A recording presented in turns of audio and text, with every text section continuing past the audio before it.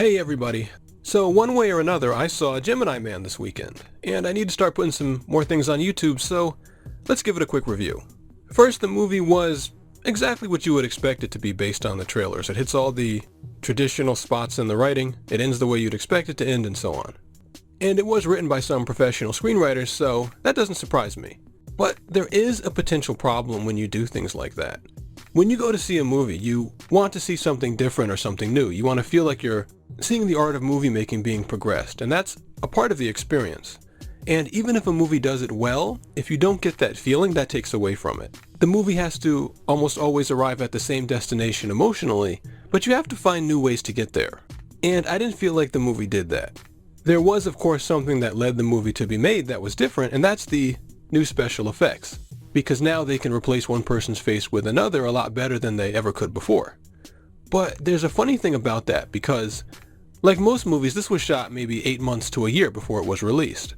And that technology is changing so much, so fast, that it actually looks worse than the deepfake videos you can see on YouTube now.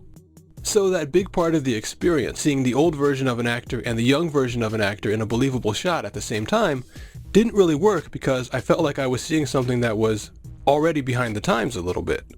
And likewise, this movie really felt like it was a star vehicle in a way that wasn't necessarily good. It really was one of those emotional traps that we talk about where they do something that feels great for the actor in the movie because the premise of the movie is that the star is so great that they needed to clone him so they could have another perfect soldier. The whole point of this thing was to give you all of Henry's gifts without his pain. But that only works for part of the audience. If kids are watching it, they won't mind because they're not in the same peer group, or people who perhaps aren't American or people who aren't men.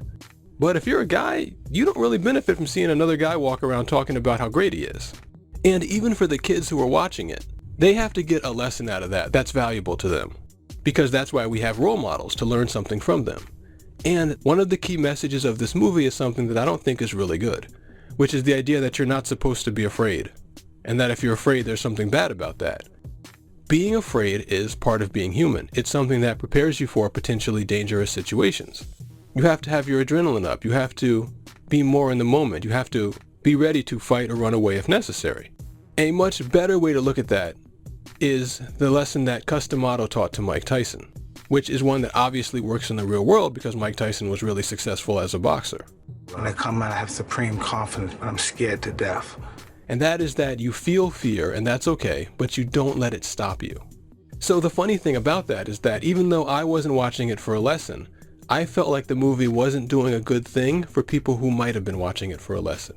And that hurt my experience of watching it too.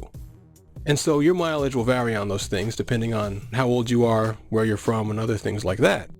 But for me, just like anybody else, those are all part of the experience. I can't separate those from how I felt about the movie. So even if the movie is technically well done, like we talk about, those personal things, how it's affecting the real world, how it affects me, have a much stronger emotional effect than the vicarious things I'm seeing on screen. And so for me, the only way I can rate the movie is to look at my overall emotional response. I don't know how I would have felt if I just looked at the movie as it is. So I'd have to give it around a 5.5 out of 10. But if you don't share those emotional reactions, or if you're a fan of Will Smith, you might like the movie because it does hit all the proper notes and want to go see it. Either way, thanks for listening, and I'll be back soon.